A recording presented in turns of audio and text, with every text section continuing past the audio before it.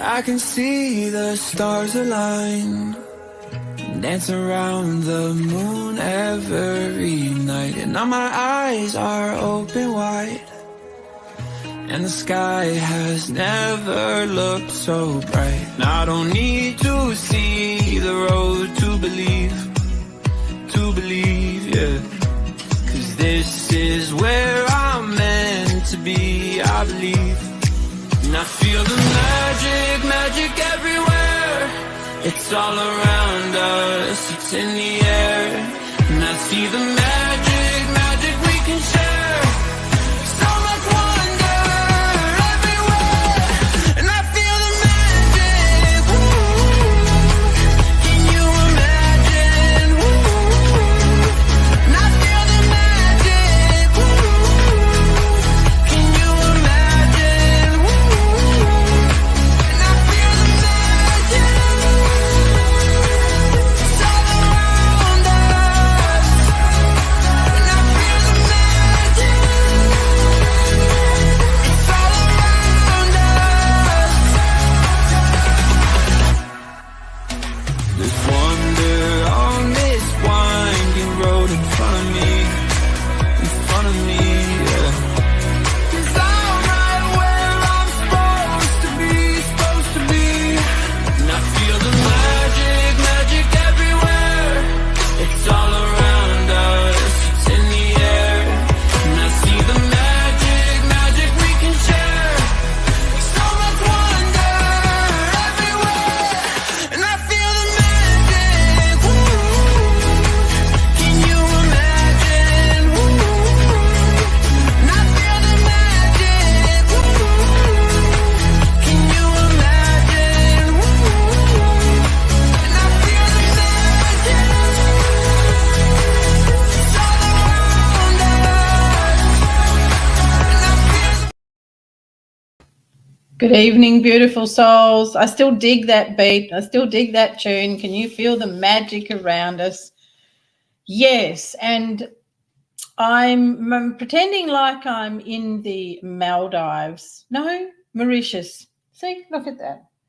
A girlfriend of mine is over there at the moment and she's skiting about being there. So I thought, well, the closest I can get is to, have frangipanis in my hair. So how are you all doing on this? It's a little bit crisp in Perth tonight, but how are you all doing? Let's have a look. Hi, Kim Jane. Oh, I love your greeting. Good evening. Blessed souls. That's beautiful, Kim Jane. Thank you.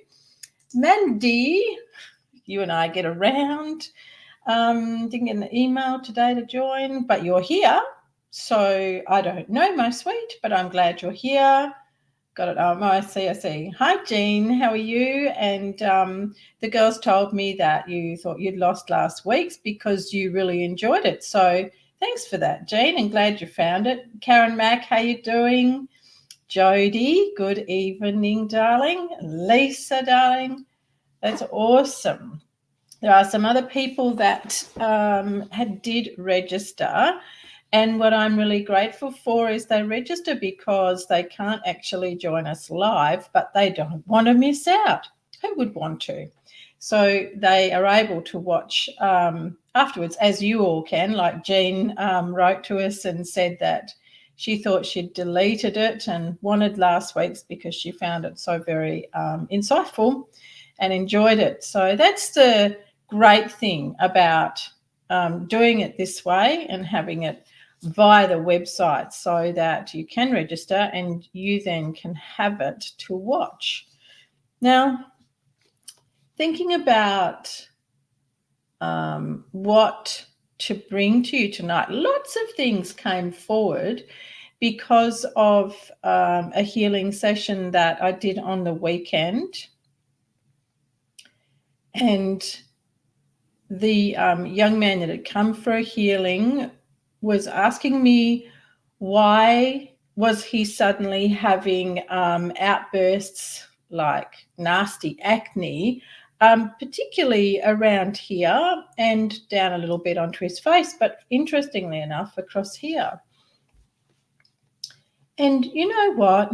The reason for it was that he had met a new young lady that he rather fancied, but a part of him that we have been working on for a long time, a part of him that's still not in sync with self-love, really generated forward these breakouts out of protection in a way, because he felt that he wasn't good enough for her. He hadn't even got a chance to spend some time with her or talk to her. He liked her, he wanted to, but this other part of him decided, oh, I'm probably not worthy enough of her, so I'll burst my skin out and look really, unattractive, and then she won't worry about me. I couldn't believe it. And he knew when the message came through in answer to him, he's like, yep, yeah, I really did think that she wouldn't think that I was worthy of her. So look at the crazy stuff we can do through our thoughts, through our lack of self-love. And I told him about the topic that we'd had, which was around love. And then how poignant it was that he'd come in, and that was a lot of what came in his healing. And then I had a reading today with a young lady whose father I went to see at the hospital after he had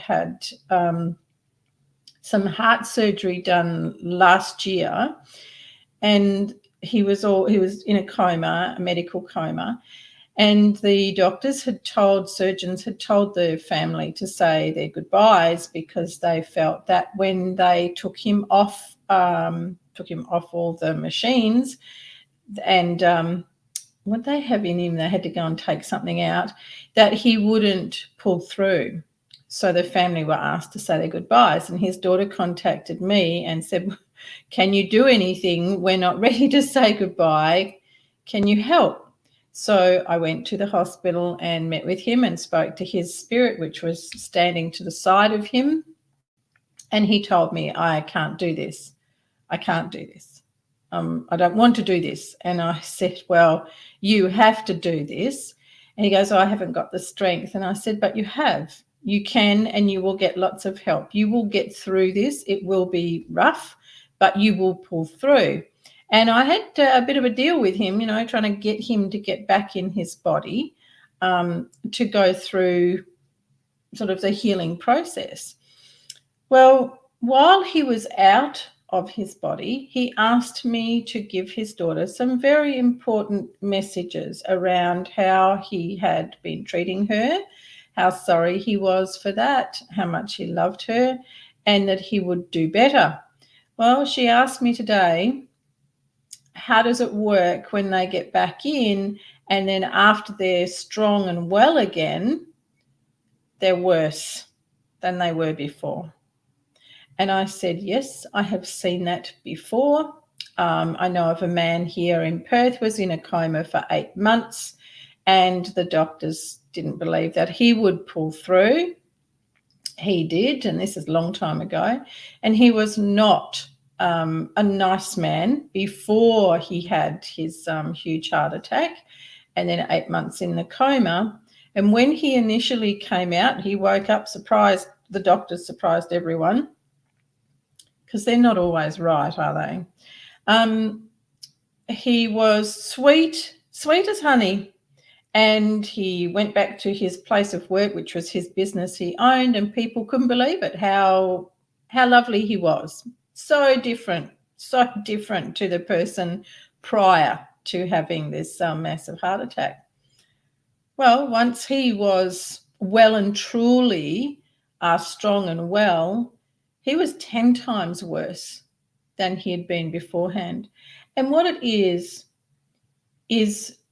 people who feel that they have won over death, that they have superseded death and therefore superseded God and any other, of the heavenly realms. They seem to think that they are invincible, they're not conquerable, and they can do whatever they like because they beat death. Well, it didn't last that long. he got away with his tricks for a while. But as I said to someone who approached me about him because of his shocking behaviour, I said it won't be long and he will pay for this. And sure enough, next time he was gone. And when this beautiful young lady asked me about her dad today, she herself said, I don't know that he is going to stay with us much longer because of the way he behaves. And in my role as a medium, spirit guide, messenger between heaven and earth, it's not my place to say that someone is going to die, leave this world. But it is the right of archangels and even some of the masters will talk about things that cause life to end. Do you see the difference there? And so when this young lady talked about believing herself that her father would not stay much longer because of his behaviour, it was confirmed. So when people think that they can supersede the laws of the universe, and you all know that I don't use that word lightly, but when people think they can supersede the divine, they can supersede the laws of the universe, they really can't. No human being can do that. And for every way that we behave, there is something to answer for, whether it be in our next life, whether it be during our life review, but there is things to answer for. It's not punishment, right? But when you are shown, and I have another really amazing story to share with you, when you are shown your life review and you see the ways that you treated other people or decisions you made and what the consequences were of those, you have to sit with yourself. And it's yourself essentially that you have to answer to. Yes, it does play out in karma for a next life, most definitely, but you may not remember that because, we don't remember. We have amnesia when we get here. But you'll find that a lot of things go wrong or a lot of pain comes out of relationships, and it won't be until you do the inner exploration and make a decision to become a lot more conscious of yourself that then you will have those insights come to you. Then is your opportunity to create the balance of karma. And of course, the best way is through forgiveness and compassion rather than more pain. I'm just going to see what you are saying before the comments get away. Instead of feeling great from being loving. Yes, exactly, Lisa, exactly, for both of them. They just felt that they were inconquerable, invincible, and above everybody else, including God. What sorts of things are you talking about, Gwenda? Jody asks. Do you mean the sort of things that we do in our life, Jody? Anything that brings disdain, pain to another, discord, anything that goes against universal laws in the way of treating your fellow mankind, anything that holds bitterness, resentment, revenge, vengeful, all those sort of things. So, if you've got a really difficult neighbour and you wish them dead because they're causing so much havoc for you, that's not really seen as a good thing to do. So you would be visiting that. And imagine if you were wishing them dead, and lo and behold, next week you find out that something happened, a tragic accident happened, and they're dead. And yes, you would rightfully have to be going, oh my gosh, I seek forgiveness for my part in that. Because we do have a part in everything that we send out in thought.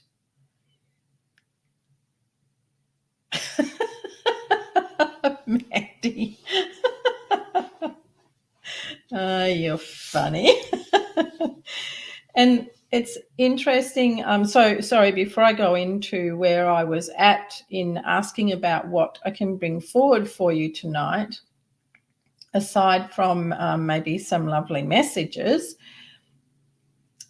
I was communicating with a man in spirit for another lady that I read for today. She's in Singapore, and her brother-in-law passed very suddenly. Oh, look at that, Kim Jane. Her brother-in-law passed very suddenly, and what appeared to be quite painful. So he had a massive heart attack and died. And the lady felt that he had been being a nuisance in her unit and wanted to know, what he was doing. So I located him, and it was really interesting. Here's another soul that felt that it wasn't their time, felt he didn't want to go. He was actually very frustrated and annoyed that he had died, that he was outside of his physical self. He didn't go straight away. He didn't leave. He stayed with his body for quite some time. He went and visited family, looked around basically. But it was something that he said, which was really quite astounding. And he had also refused to really cross over, as it's called, to really go up to the realms of heaven. He wanted to stay put here, and he wanted answers. He wanted answers on why he died the way he did. But he didn't realize he could get those answers by going to the healing plane of heaven and to his life review, or the library of life. Now, he was not going to be enjoying his review, his watching his video of his life, and they talked about the kind of person he'd been towards others, and his sister-in-law was nodding her head, agreeing. So he knew that. He knew before he was even going into the library of life that he was going to have to face himself for things that he had done here, the way he had treated people, and he didn't want to do it. But there is no don't want to do it. Like even my nephew Jack, that felt that he could, just leave, abscond on his terms, and found that no, that's not the case. So I've been reading a book on the Buddhist term of enlightenment and the Tibetan Buddhists and what they say about that. Now, getting your head around a lot of their practices and the way that they view enlightenment is sometimes a bit like, wow, I have to read that again. It's quite challenging. But one thing that I came across that I want to read to you tonight, because it's something that I talk about a lot in my pathways, healing pathways, personal pathways, and the pathways that I bring forward, like soul mastery, the school of H.E.A.L, and expansion, soul alignment. So here we are in the Tibetan Buddhist way. And what I talk about is the power of your words and thought. And so many people are really blasé about that. But if only they understood it's not something to be blasé about. So when I teach it in my workshops and classes, and I talk to people about the intent with which they speak and what that does, so often you see the glaze go over, like, oh, she goes again about words and things that really can't mean anything. And it's not until something happens that they're like, oh, maybe I should have looked a bit closer. We are a being of energy. This body, your body, is fueled, is powered by the life force of your soul. And yes, this body is organic. So organs break down, they don't function, and the body can't function. So if the brain stem is damaged, the body can't survive. The soul, however, does, as does the spirit. But without the spirit inside, without the soul inside, nothing works. No organs work, no nothing. So when you think about being a being of energy, extremely powerful energy that was created from pure love and pure joy, they're the only two things the soul knows. Then you come to a world like this where there is so much duality, polarity, paradoxes, struggles, everything that you see around you, and relationships right from the get-go with parents and how you fit in or don't fit in into your family. Oh, good evening, Linda Gold. The way you fit in or don't fit in. And then we want to dismiss our thoughts and our words. I mean, how can that make sense? When everything about us is generated from our thoughts and from Natasha, hello, courageously undefinable, welcome.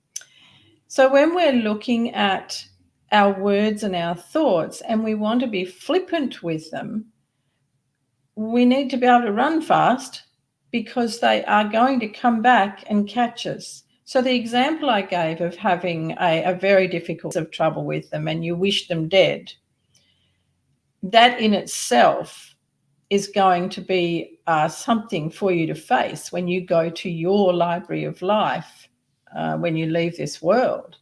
And you will see the ramification of your word and how your words, your thoughts, because often we'll mumble under our breath, so we've actually spoken the thoughts. So they have become a living thing, a living energy. So in that example, you find out that a week later, the neighbour has in fact died and they've died in an accident. Well, guess what? You actually played a part in that. And that's a hard thing to swallow, right? That's like, really? So the things I say affect someone else and in such a minor way. I didn't really mean it. But when you learn about the intricacy and the way that the web of the humanity is and how very much alive it is, if I give you a different, yes, Kim Jane, exactly, and that's where we're going. If I give you a different example, there are different levels of vibration, different levels of frequency, and people who are forever finding this life challenging, and when you talk to them, all they can talk about is the pain and suffering, the war, the sickness, and all those they're called low vibration, low frequency. Those people are in a real cesspool of very poor energy. And it's not until they decide to take a trek in the Tibetan mountains, Himalayan mountains, that they become more aware and then start their journey of soul growth, soul exploration, and eventually a level of enlightenment. There is no one in this world that reaches complete enlightenment. It's just not possible in one lifetime. So it's something that you work towards. So when you're in that low frequency, you can't see any of the wonders, the joys, the amazing things that are around you. And what you will say, if you do see something, it's like, well, it won't last anyway. Well, that's right. Nothing in this world is meant to last. Nothing. nothing and nothing. So you're correct when you say, well, it won't last, but it's the energy that you say those words with that matters. The energy from someone who is in a low vibration, low frequency that goes, oh, it won't last anyway, is lack, unworthiness, not feeling self-love, not having self-acceptance, not being able to see the joy in things around them.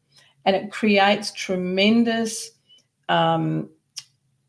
disturbance within their soul alignment. So there's a book you might all like to look for and read, and it's called The First 5 People You Meet in Heaven. Now, if the person who wrote that didn't go and come back, like a near-death experience, or actually go and be reborn or born again rather than reborn, then I'll go here for Chasey, because their account of how everything plays out is amazing, absolutely amazing. So it is it is called The First 5 People You Meet in Heaven.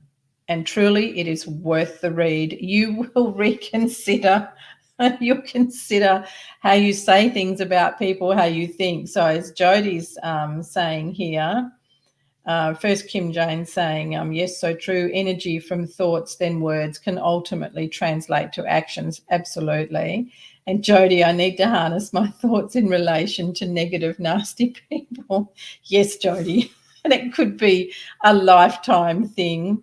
And as Kim says, they can result a karmic connection. Always. That's what I was referring to before. That's a good question, Jean. Send us an email. I'll get the girls to let you know who it is, but I'm pretty sure that's the only book if you were to search it, The First 5 People You Meet in Heaven, but I will find the author for you. So in this tremendous book that I'm reading, the Tibetan monk way of Buddhist way, of enlightenment, they say the thought manifests as the word manifests as a deed, the deed develops into habit, and habit hardens into character. As the shadow follows the body, as we think, so we became. So the thought manifests as the word. So you have something like 65 million thoughts run around in the brain at any given time. Oh, boy, how exhausting is that? So the thoughts that you give emotion to, the thoughts that you give power to, so you power them through emotion, and then they manifest as the word, so you speak them. Now the word manifests as the deed, and a deed can be like a wish. So when you wish that neighbour dead, that's a deed, and we're racking up some karmic debt. The deed develops into habit. And what that means is when you keep manifesting your words into reality, when you keep manifesting those kind of low vibration words, thoughts about people, about situations, let's talk as a whole, the government, the government body, then that deed develops into a habit, and habit hardens into character. Now that's quite concerning. Habit hardens into character, which means it becomes a set part of who you are, who you project yourself to be. So if you're trying to reach a place of self-love, self-acceptance, and you've got these habits that have hardened into your character, you're going to have a very difficult time, and a very difficult time trying to get into expansiveness of the soul. Can you see that? It's quite incredible. And I thought that phrase, that habit hardens into character, is really something to bring forward and speak about tonight. As the shadow follows the body, as we think, so we become. Well, there's a post I used to love to put up that there's one thing you cannot run from, and that's your shadow. You can't hide from your shadow. Now, in recent years, there's been all this hoo-ha in the spiritual community about shadow work. The fact of the matter is there's no separation of you. All parts are one, right?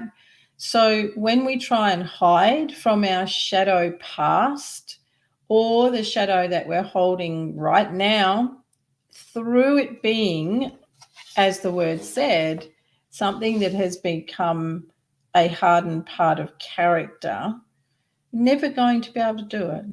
Never going to be able to come into a place of peace and harmony whilst those habits are in place. So becoming a lot more aware of thoughts and before turning them into words is your go-to, very much so.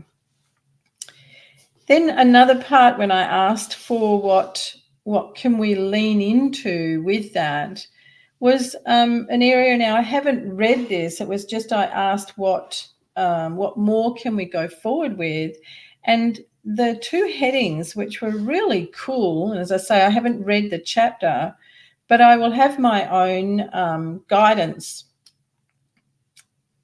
from the divine on this.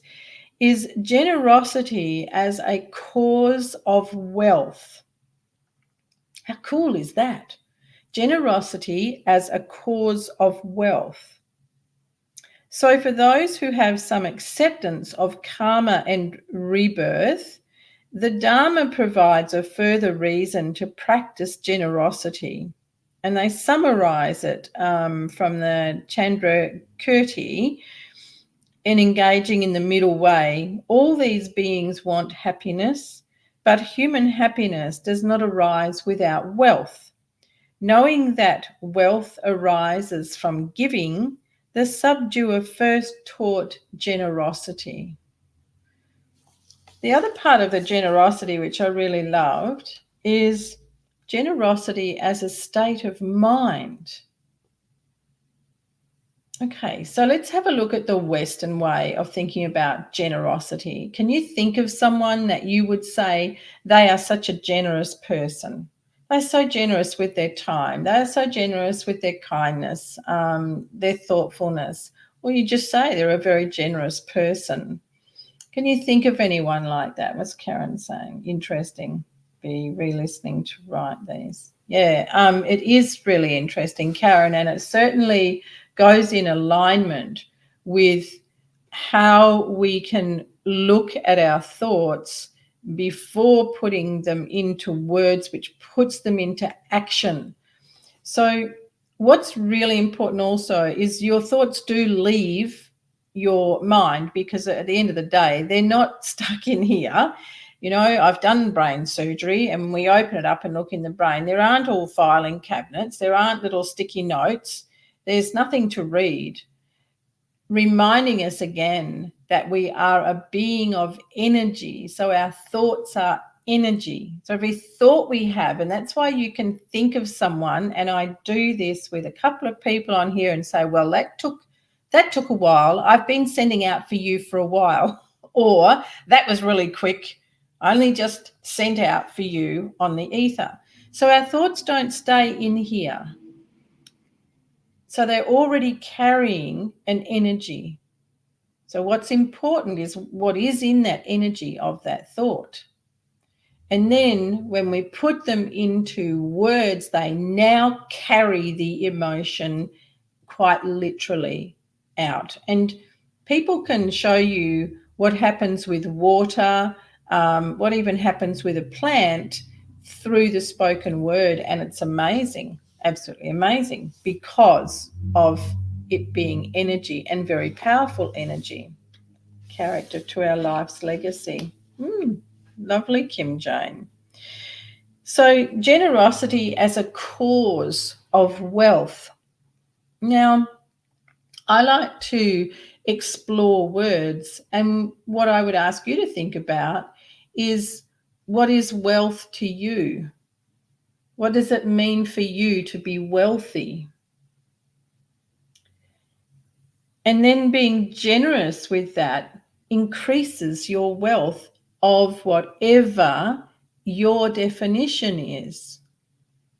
So for some people, wealth is the big mansion, the big fancy car, maybe a Tesla that catches on fire. It's because that's what they do, right? That's what they do. It's a fact. And you can't put them out. So it's really down to what your interpretation is and your definition of wealth. And then generosity as a state of mind. So if you have a state of mind that holds generosity along with compassion and forgiveness, my goodness me, that would have to be the trilogy of quite an enlightened mind. Now, I didn't say an enlightened life. I said an enlightened mind. So here they talk about one of the curious parallels between Jesus' teachings on ethics and Buddha's is the example of the widow's mite, how the few low-value coins given by a poor woman to the church represented a far greater sacrifice to her than the much larger sums given by the wealthy. In relative terms, she is far more generous than they. So a woman going into the church as extremely poor does not have the means of bringing that money back to her, but she's more than happy to be generous with it and give it to the church. Means a lot more to her than what the wealthy give. The perfection of generosity is said to be the thought to give all beings everything, together with the fruit of such a thought. Hence, it is simply a state of mind.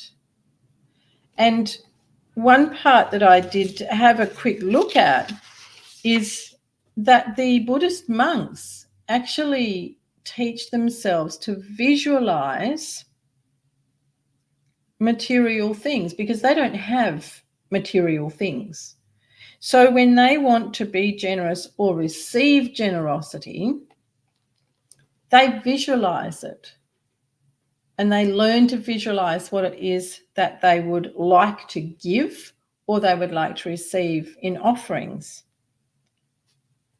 And in one of the visualizations that this particular Buddha used, he presented to an imagined host of Buddhas. This was his visualization. Fragrances of the celestial realms, incense, wishing trees and jewel trees, uncultivated harvests and all ornaments that are worthy of being offered. It's really quite incredible, and it's a beautiful way to look at generosity.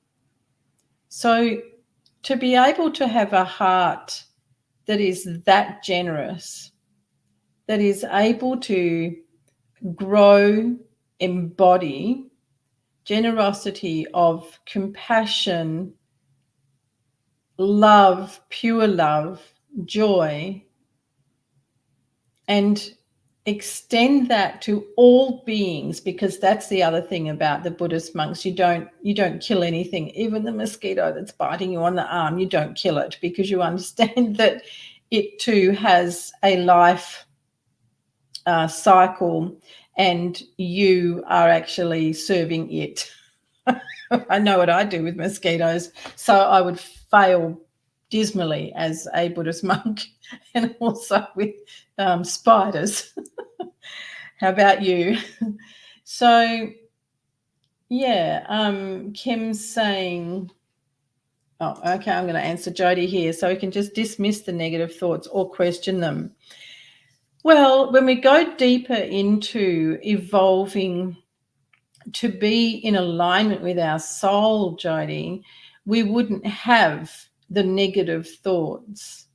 And if we did have them, Why would we question them for no other reason but to come to a greater understanding of ourselves and where we are in our world? Quite often when we have negative thoughts, it's because we're sitting in a place of judgment. We're not happy with what someone else has done or said. So the negative thought will arise from that. We can also have negative thoughts simply because we decide we don't like that person. So we generate negative thoughts that way. And if I bring it to a greater part of things in the last few years, there's quite a collective of us, and I put my hand up in that we were not happy with the government. And the government, of course, is a collective of people. So we put the one hat on all of them.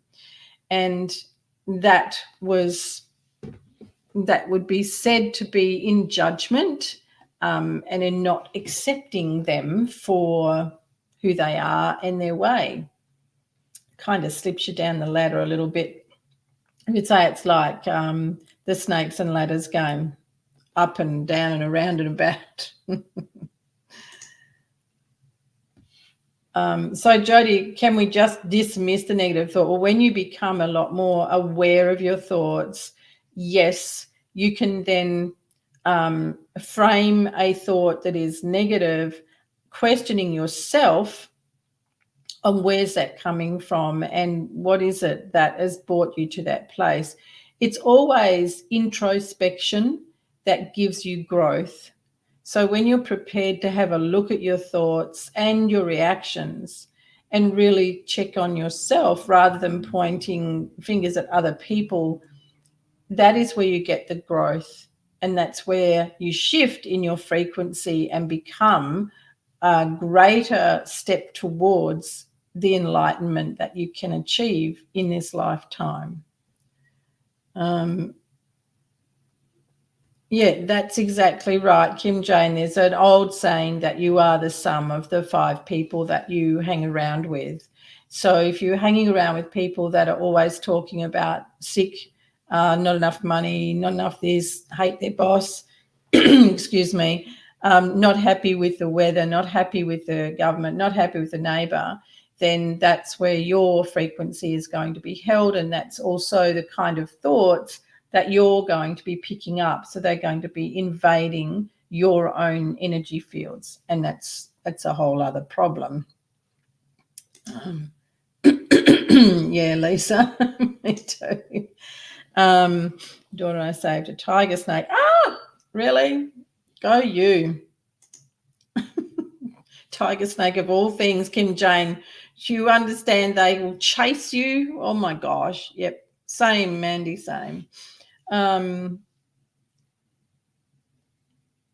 that's an interesting take, Jean. That's a very interesting take.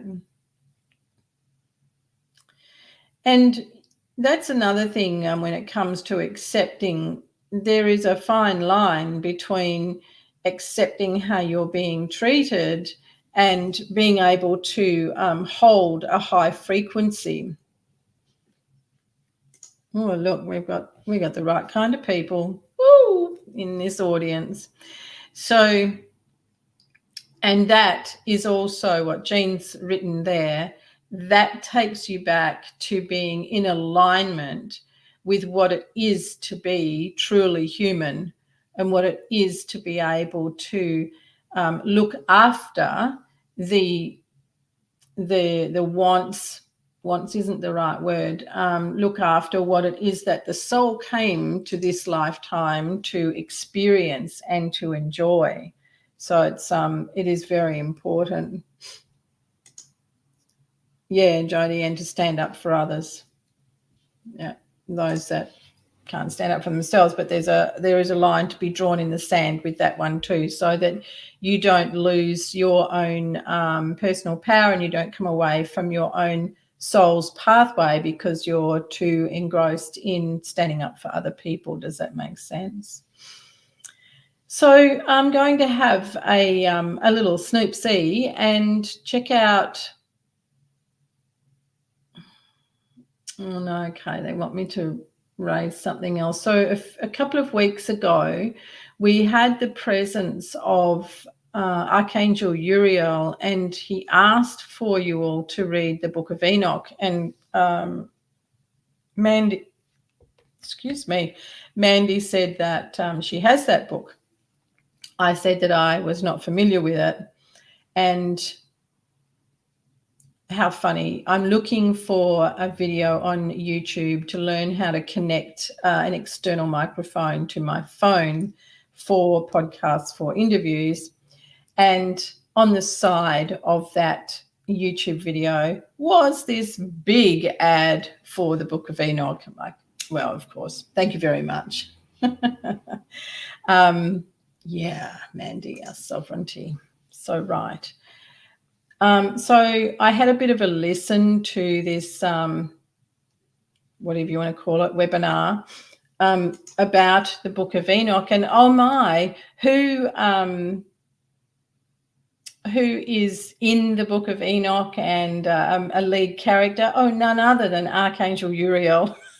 Should I be surprised? And then trailing through how it all fits together and what his role was with Enoch. So it was really interesting. But for the Roman Catholics and also the C of E, they will not acknowledge the Book of Enoch. They believe that that is the other fella's handiwork on the dark side. Very interesting to listen to. But I did actually send it to a friend of mine who was raised a strict Catholic, and she already knew all about it, and she was able to reference the parts in the Bible that are still there, but then they have deliberately taken other bits out that are in the Book of Enoch. So it was great getting her input as a Catholic about it, and she's going to actually read it on her way overseas next month. Then another show came up, or whatever you want to call it, and it was the headline that got my attention. So I started to watch it, and I thought, wow, this guy's onto something. This is really interesting. And I sent it to that same girlfriend, and she come back saying that she could only watch the first 10 minutes of it because of particular symbols and signs that were being used by the man presenting the talk. I'm not familiar with those symbols and signs, not all of them, and I didn't see them. But what I did pick up, and I was giving myself a little bit of a clip under the ear, I must admit, what I did pick up was at no time did this man reference God or heaven or angels or archangels. And that did sit very much in my mind. It was like I was waiting for him to talk about that, and he didn't. And so when my girlfriend gave her feedback on it, all the pennies dropped. So my comment to you is, well, thanks, Kim Jane. My comment to you is, if you are going to be watching things on YouTube, especially now, be extremely discerning and ask your guides, ask the archangels to be with you. And if you find you can't connect properly, it keeps dropping out, it goes weird, or you feel odd, understand that they are the signs for you to stop watching it. There is a lot of the false light in YouTube now, and also on Facebook. So you've got to be very discerning with what you're watching, what you're listening to. We were talking tonight about the power of words, and once we speak them, well, there is a tremendous amount of power that comes at you from screens, and it is deliberately orchestrated to create issues in your etheric body and in all of your energy fields. So start to really use practices that bring you into greater alignment with your greater self so that you can feel those shifts of energy and be aware of what they mean to you. The easiest ways that your guides and the archangels will let you know that something isn't right and would be preferred that you moved away, remembering that they cannot interfere in your free will, but they will try and guide you, that if they make things not work, it's best to move away. So yeah, Mandy, that's right. That's right. And that's exactly what it was designed to do. And that's why the Christian churches and the Catholics, funny how they cohorted together on this one, took it out and tried to sell it as the dark side. And it's not. There's actually a tremendous amount of truth in it. And to have Archangel Uriel rock up and ask people to read it and then find he's in it really did make me laugh. So reading it with a different lens, and asking for guidance while you're reading it is the best way to go about it. And yes, that's a very valuable point. Yeah. Very valuable point, Kim Jane. There's lots of them, and it's why I stay away from mainstream media, full stop.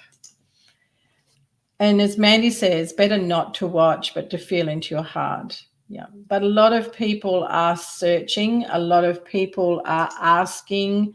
They're lost, so they are asking. And of course, it's a little bit like the quick pill, the easy pill. Oh, I'll just watch that on YouTube. It must be right. It must be legit. It must be good because it's on YouTube or Netflix.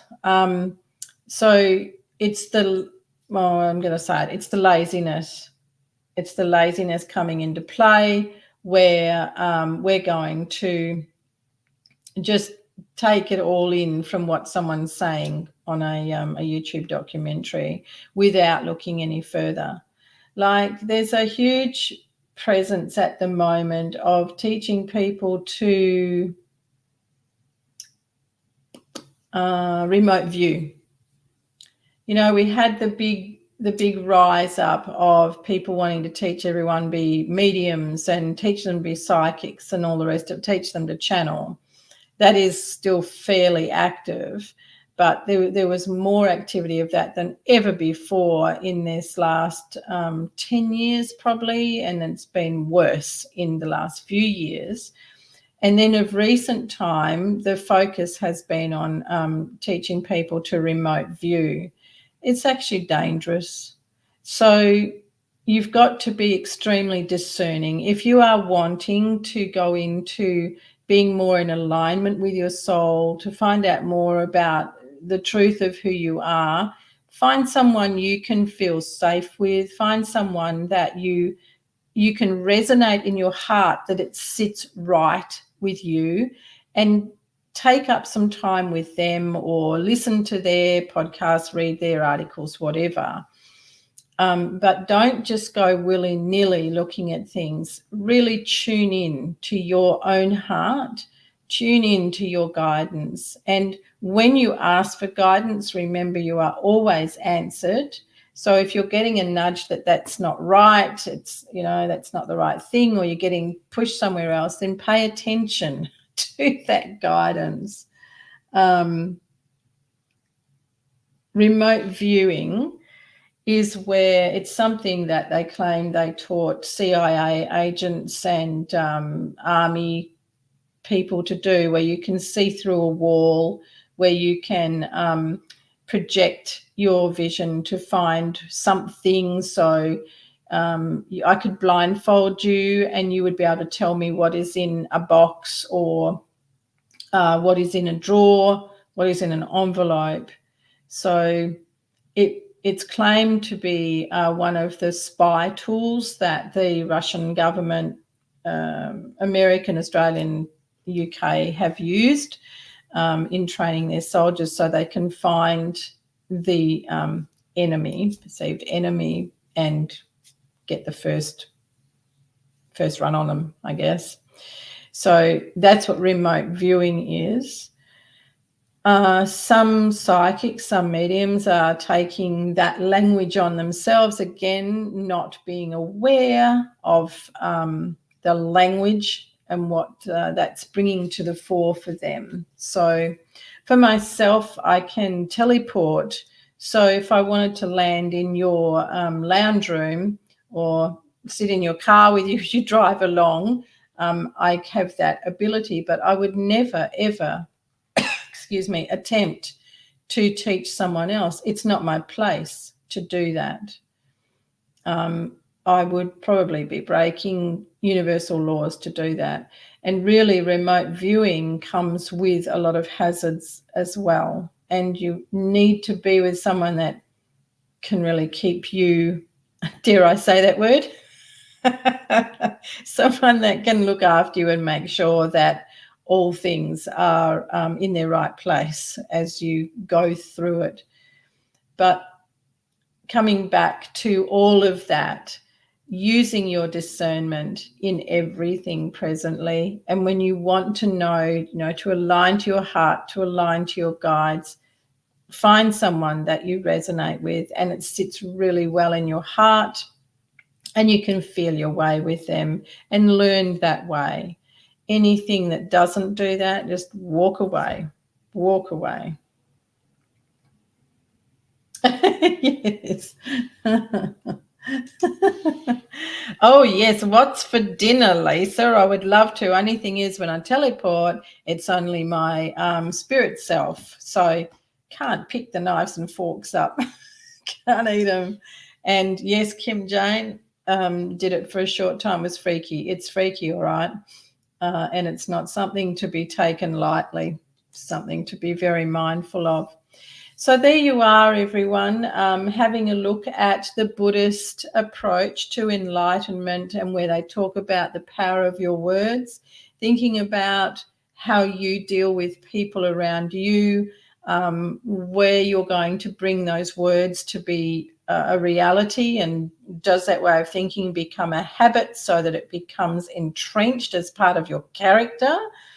And the beautiful book, The First 5 People You Meet in Heaven. If you would like to know the author of that, slip us an email, support@healwithgwenda.com, and we'll get one of the girls to send it back, send that for you, and see if you can locate it. You'll probably find it online.